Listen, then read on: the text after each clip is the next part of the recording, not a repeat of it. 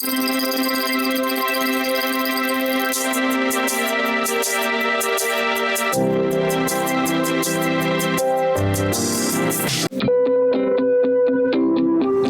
a todos y sean bienvenidos a este nuevo episodio de su programa del quehacer universitario Sensor UABC. El día de hoy hablaremos sobre un tema de muchísima importancia como lo es la obesidad en México.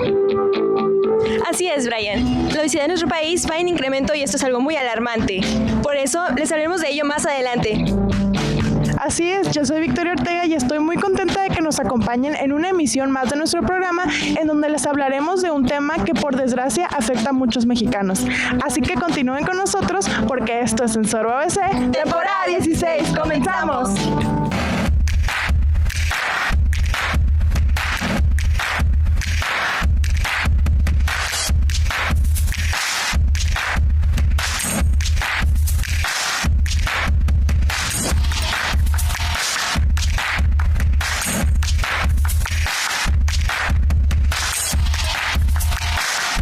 ¿Conoces lo importante que es tener una buena alimentación? Quédate, porque hoy en La Ciencia Cierta hablaremos más al respecto. Una alimentación saludable consiste en ingerir alimentos que nos puedan proporcionar los nutrientes que necesitamos. En esos nutrientes podemos encontrar las proteínas, los carbohidratos, las grasas, el agua, las vitaminas y los minerales. Antes de conocer algunos de los beneficios de una dieta saludable, debemos saber por qué es importante contar con esos nutrientes. Las proteínas nos proporcionan aminoácidos. Estos se encargan de producir nuevas células, reparar las células viejas, crear hormonas y enzimas, y en general, mantener tu sistema inmunitario saludable, para evitar enfermedades o hacer que éstas duren menos. Los carbohidratos funcionan como una fuente de energía rápida, primero a través de la sangre en forma de un combustible conocido como glucosa, y los sobrantes se convierten en grasa. Las grasas proporcionan al cuerpo los ácidos grasos, necesarios para crear nuevas células y hormonas, así como ayudar a algunas vitaminas a absorberse y moverse en el organismo, como son la vitamina A, D, E y K. Las vitaminas mantienen los huesos fuertes, la visión nítida y aguda, y la piel, las uñas y el cabello sanos y brillantes. Los minerales ayudan a regular procesos de nuestro organismo. Por ejemplo, el potasio ayuda al funcionamiento de los nervios y músculos, y el calcio ayuda a la fortaleza de los dientes y huesos. El agua es fundamental para una buena salud, ya que de no ser consumida se podría llegar a la deshidratación. En cambio, el tomar de 6 a 8 vasos diarios nos ayuda a regular la temperatura corporal, trasladar nutrientes y eliminar residuos.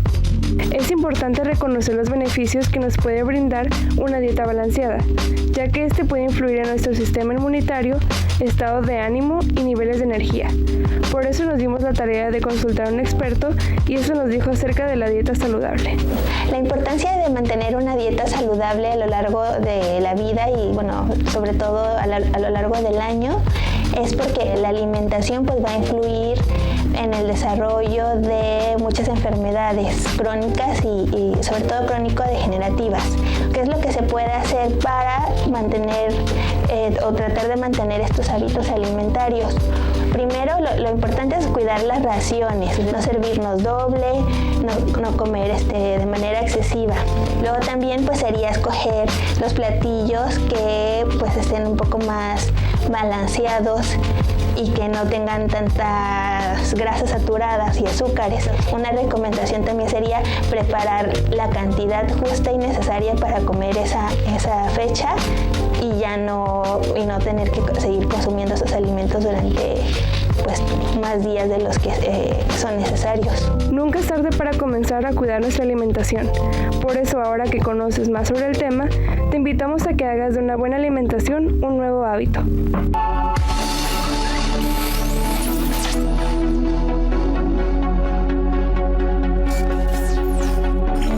Mi nombre es Cintia Guerrero, soy licenciada en Actividad Física y Deporte. Una buena salud es mantener una condición tanto física, mental y social. Hablando de la salud física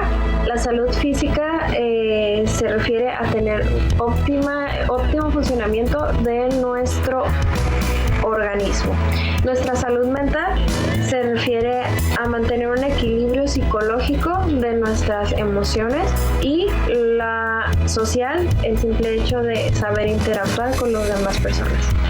Lo que se necesita es una buena alimentación, ya que si nosotros no tenemos una buena alimentación y comemos mucha comida chatarra, lo que nos va a afectar es subir de peso, no nos ayuda a nuestra concentración tampoco. El realizar actividad física también es buena, ya que nos ayuda a mantener en buena función nuestro organismo, y también lo que nos ayuda es que nos mantenemos en forma. Bueno, existe lo que se llama el índice de masa corporal, que es una tabla de valores que nos indican si estamos en desnutrición, en nuestro peso normal, sobrepeso u obesidad. ¿Cómo se saca el índice de masa corporal? Bueno, se saca el peso sobre la talla al cuadrado, que al sacar el resultado que nos salga de esa fórmula, lo vamos a diferenciar, lo vamos a comparar en nuestra tabla de índice de masa corporal. Cuando se dice que estamos en sobrepeso, nos va a salir de 25 a 29, ese es el rango que nos indica que estamos en sobrepeso. Cuando estamos en obesidad es de 30 para arriba. Cuando se habla de que estamos en nuestro peso normal es de 18 a 24, y cuando estamos en desnutrición es de 18 para abajo.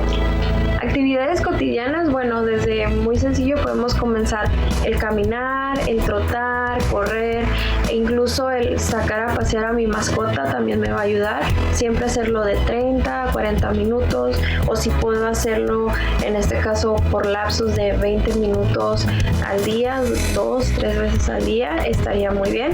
Y pues si sé andar en bicicleta, pues podría usar la bicicleta también. El bailar también nos ayuda a mantenernos en buen estado. En este caso, pues si no puedo salir por cualquier cosa y estoy haciendo el quehacer en la casa, pues barriendo y bailando, pues se puede. Bueno, que hay que alimentarnos bien y mantenernos activos, principalmente para nosotros tener una salud en óptimas condiciones. Se necesita alimentarse muy bien y debemos de mantener un equilibrio entre lo físico y la alimentación. Si yo no tengo una buena alimentación, el ejercicio no va a beneficiar mucho. Si yo no hago ejercicio pero tengo una buena alimentación, va a mejorar, pero el ejercicio lo que me ayuda también en parte es a descargar mi estrés, a aumentar nuestro estado de ánimo, y bueno, también nos ayuda al bajar de peso, pero pues también depende de la alimentación, una depende de la otra. Entonces vamos chicos, aliméntense y actívense.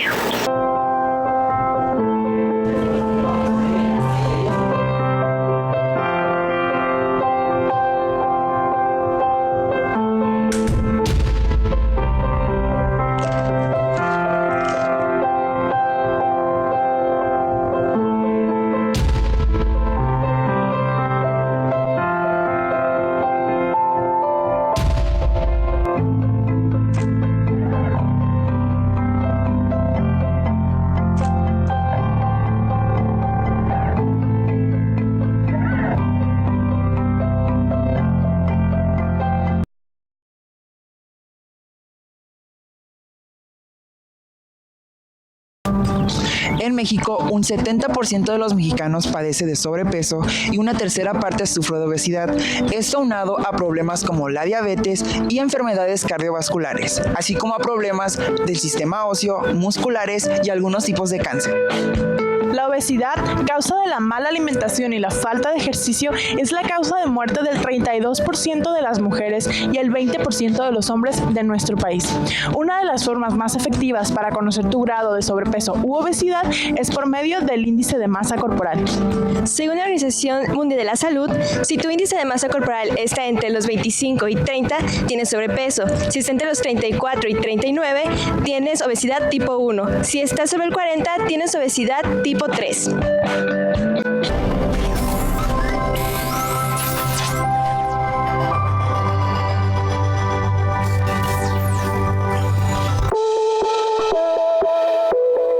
Se entiende por posgrado todo grado o título obtenido después de realizar la licenciatura. En general, está dirigida a los graduados o a aquellas personas que han trabajado en un área específica durante varios años y desean ampliar sus conocimientos. La oferta educativa de posgrado en la UABC inicia desde 1982 y está integrada por programas de especialidad, maestría y doctorado.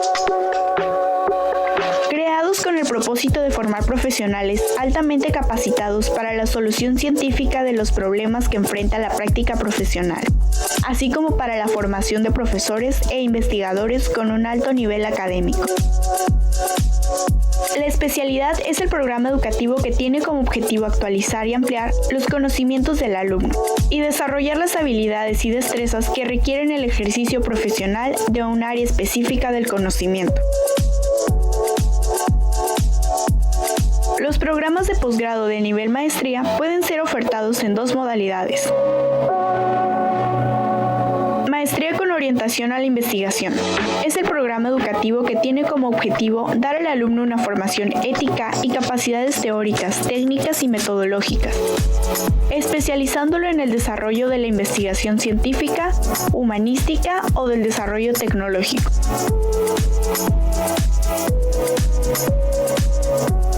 Maestría con orientación profesional. Es el programa educativo que tiene como objetivo dar al alumno una formación ética y capacidades teóricas, técnicas y metodológicas para la solución de problemas específicos con una visión integral en su ejercicio profesional. Doctorado. Es el programa educativo cuyo grado académico es el más alto que otorga la universidad y que tiene la finalidad de preparar investigadores que desarrollen investigación original en forma independiente o en equipo, de manera que permitan el avance del conocimiento. En los estudios de posgrado se otorgan diploma de especialidad, grado de maestro, grado de doctor. La UABC cuenta con especialidades en el área de ciencias de la salud, ciencias sociales y ciencias de la educación. Maestrías en áreas como lo son ciencias educativas, ciencias agropecuarias, ciencias de la ingeniería y tecnología, ciencias económico-administrativas y ciencias de la salud. Y doctorados en áreas de ciencias naturales y exactas, ciencias sociales y ciencias económico-administrativas. Si te interesa conocer más información acerca de alguno de estos programas, puedes consultar detalles de cada uno en la página de internet o acercarte a Vicerrectoría.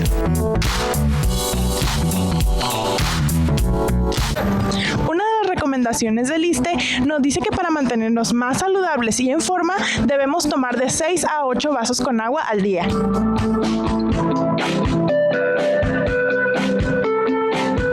Se recomienda hacer actividad física diariamente, al menos de 1 hora a los niños y 30 minutos a los adultos. Así como aumentar el consumo de frutas y verduras y disminuir el consumo de sales, grasas y carbohidratos. Les recuerdo que este es Sensor UABC. Continuamos.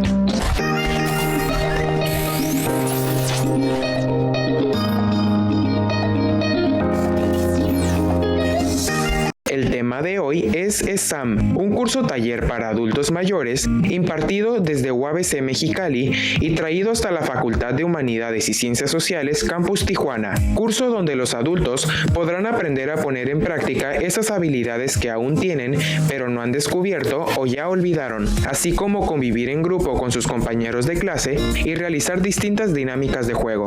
Soy la maestra Claudia Becerra, coordinadora de formación profesional y vinculación universitaria de la Facultad de Humanidades Humanidades y Ciencias Sociales, y también me toca coordinar, por ende, lo que es el proyecto de educación sustentable para el adulto mayor. ESAM es un proyecto que nuestra facultad tiene aproximadamente 2 años. Ahorita va a salir la segunda generación y es un proyecto que brinda las herramientas al adulto mayor para que viva una vida con mejor calidad y que capture o obtenga las herramientas para vivir plenamente en armonía, feliz. En Mexicali, Educación Sustentable para Adulto Mayor tiene aproximadamente 10 años, 12 años. Allá tienen ya que unas 30 generaciones. Aquí hace 2 años el rector, el doctor Oseguera, le pide al doctor Héctor Macías que se implemente y le toca a la Facultad de Humanidades adquirir este proyecto y echarlo a andar desde la nada, y se me considera para echar a andar el proyecto y abrirle las puertas a ese sector de la sociedad tan vulnerable que es el adulto mayor, para que venga y forme parte de lo que son los cimarrones de UABC. Volver a despertar en ellos lo que merecen en la vida, lo que verdaderamente como seres humanos son capaces, y que todavía, porque el concepto que traen de que ya soy adulto mayor o ya soy jubilado, ya no sirvo para nada, o el concepto de que nadie me quiere o ya nada más estorbo, eso se queda a un lado, lo tiran a la basura y ven verdaderamente lo que merecen y quiénes son.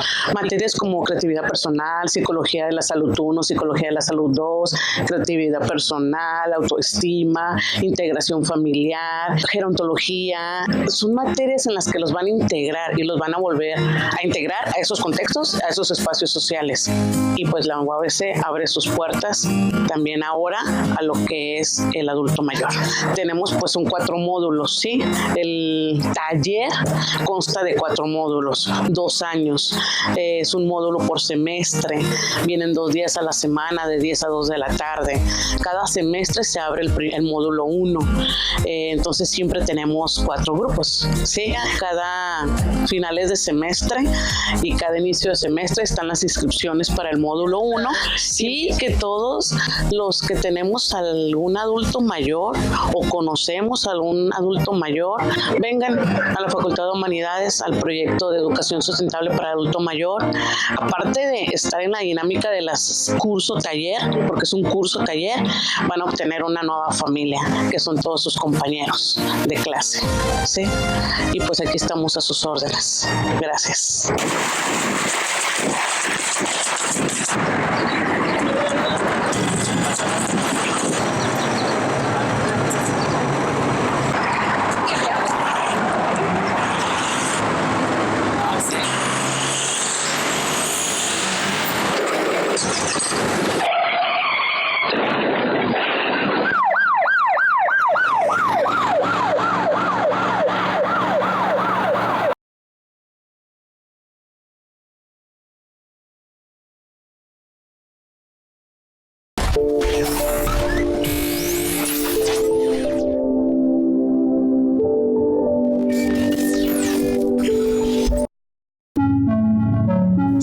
.7 millones de personas habitan el planeta Tierra, de las cuales el 8.5% sufre de diabetes. México ocupa el 9º lugar a nivel mundial, donde 8.7 millones sufren de esta enfermedad, y se estima que 12 millones de personas la padecen sin saberlo por falta de diagnóstico. Retrocediendo en el tiempo, encontramos que la primera referencia que se encontró por escrito corresponde al papiro encontrado por el arqueólogo y novelista alemán George Ebers en 1873, cerca de las ruinas de Luxor. En él se relata la existencia de enfermos con características similares. Adelgazaban, tenían hambre continuamente, orinaban en abundancia y se sentían atormentados por una enorme sed. En el papiro se aconseja un tratamiento a base de grasa de ternera, cerveza, hojas de menta y sangre de hipopótamo. 10 siglos después se encontró en la India otra referencia. Describía una extraña enfermedad propia de las personas pudientes, obesas, que comían mucho dulce y arroz, cuya característica más peculiar era tener la orina pegajosa. Al desconocer el tratamiento para aliviarse, los pacientes morían. La diabetes es una condición, por definición así como tal, crónico-degenerativa, progresiva e incurable, pero controlable. y el pero controlable es lo que hace la gran diferencia. El 15.4% de las muertes en el país son consecuencia de complicaciones derivadas de la diabetes. Las posibilidades de contraerla aumentan a medida que una persona se hace mayor, de modo que por encima de los 70 años la padece alrededor del 15% de las personas. La diabetes es una enfermedad crónica que se origina porque el páncreas no sintetiza la cantidad de insulina necesaria que el cuerpo humano necesita. La insulina es una hormona producida por el páncreas y tiene como misión fundamental transformarla en energía los azúcares contenidos en los alimentos. Cuando falla, genera un aumento excesivo de azúcar que contiene la sangre. Al producirse con la digestión de los alimentos, los niveles de glucosa en sangre, a los que clínicamente se le denomina glucemia, varían a lo largo del día, oscilando entre concentraciones de 70 y 145 miligramos por decilitro de sangre. Por la mañana, en ayunas, son más bajos y se elevan después de cada comida, y vuelven a descender 2 horas después. La diabetes se divide en varios tipos. Los principales son Diabetes tipo 1, tipo 2 y gestacional. La gestacional es alrededor del 5%, diabetes tipo 1 andamos alrededor también del 5 al 10%. La mayoría, el 90%, son diabetes tipo 2. Tipo 1. Este es el que le da a los niños. No necesita haber antecedentes médicos. Su páncreas simplemente ya no produce nada de insulina, así que deben inyectársela, además de cuidar su alimentación, entre otros cuidados estrictos. El tipo 2 le da mayormente a las personas mayores, pero no excluye del todo a los jóvenes, puesto que da por mala alimentación. No necesariamente se inyectan insulina. Pueden estar bien solo cuidando lo que comen y con medicamentos. El cuidado es menos estricto que el de tipo 1, a veces porque aún se produce algo de insulina. Existen otros tipos de diabetes menos conocidos, como el tipo MODY, que da por genética. Normalmente se diagnostica de niños a jóvenes. El páncreas no es constante. A veces produce insulina, a veces no. Regularmente se trata con dieta y con ejercicio. También existe el tipo LADA, que es muy parecido al tipo 1. La diferencia es que esta se presenta en jóvenes adultos regularmente. Un educador en diabetes como tal tiene la finalidad de aterrizarle al paciente todos los conocimientos que de repente nos da un médico, nos dan el nutriólogo. Es básicamente el estilo de vida correcto e ideal de una persona con diabetes. Nosotros nos enfocamos en literal enseñar al paciente en la práctica, en el día a día, cómo puede tener los mejores hábitos para evitar complicaciones a largo plazo. Mi nombre es Oscar Francisco Cervantes Vega, vivo en Tijuana y tengo 18 años. Actualmente llevo 16 años con diabetes. Pues ha sido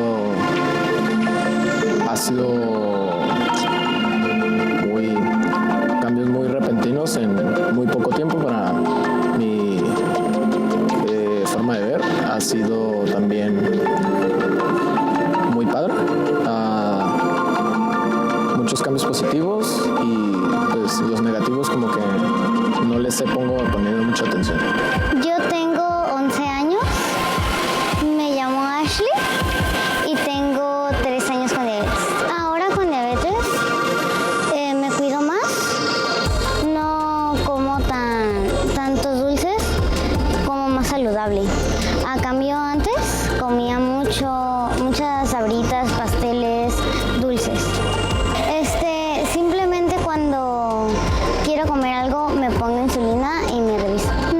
Hubo un tiempo que me puse triste, pero ahora ya no me afecta. Me llamo Maya Márquez, tengo 19 años y tengo 10 años con el diagnóstico. Tengo un plan de alimentación y últimamente no estoy haciendo ejercicio debido a trabajo y escuela, pero sí procuro lo más que puedo caminar, salir a pasear con mi perro, esas cosas. Siento que el problema ha sido más conmigo, de yo hacerme la idea de que va a ser un problema cuando en realidad no lo es.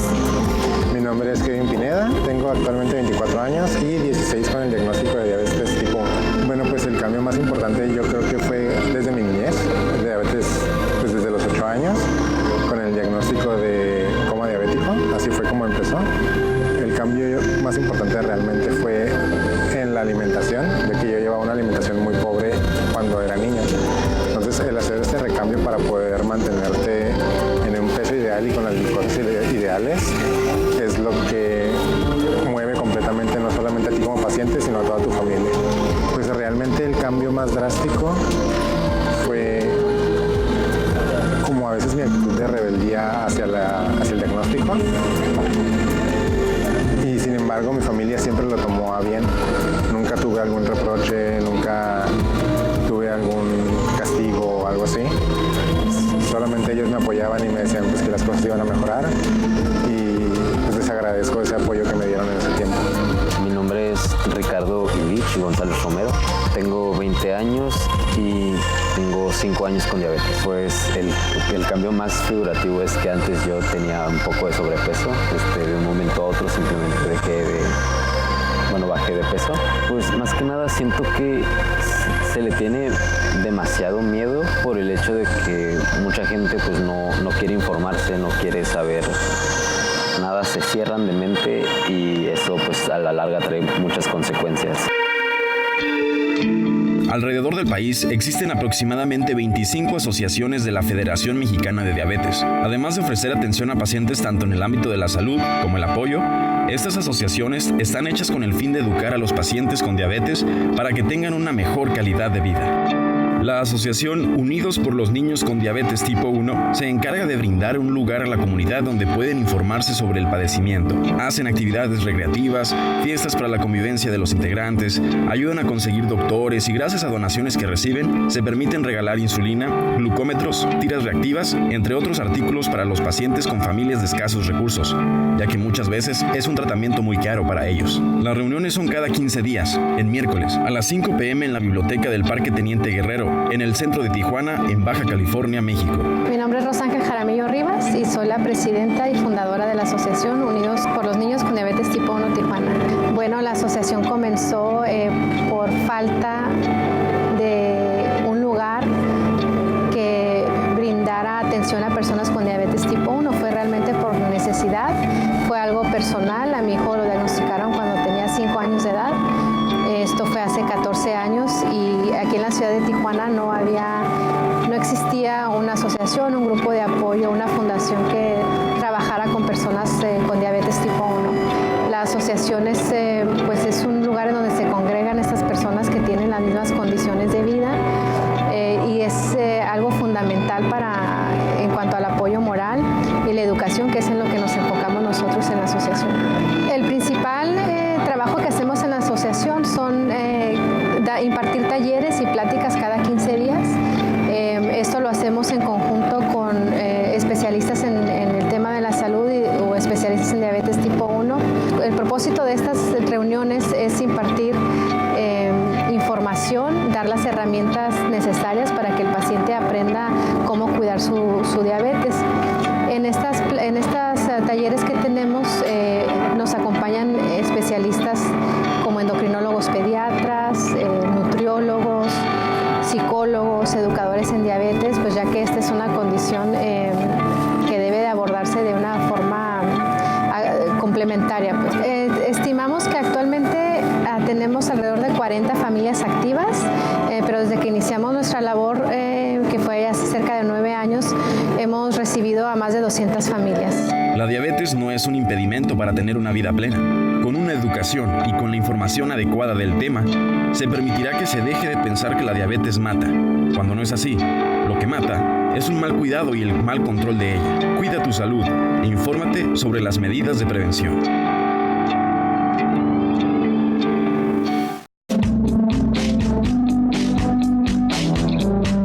Desgraciadamente este capítulo ha llegado a su fin. Esperamos que la información que les damos sea de utilidad y recuerden que cuidar nuestra salud es importante.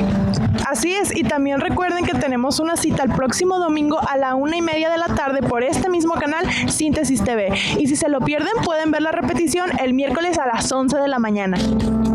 Si quieren que Sensor UABC esté presente en los eventos de su facultad, no olviden escribirnos a nuestra página de Facebook, Twitter e Instagram y mirar los capítulos anteriores en nuestro canal oficial de YouTube. Recuerden, yo soy Brian Gabriel. Yo soy Victoria Ortega. Yo soy Ita Rodríguez y esto es Sensor UABC, temporada 16. Hasta el próximo episodio.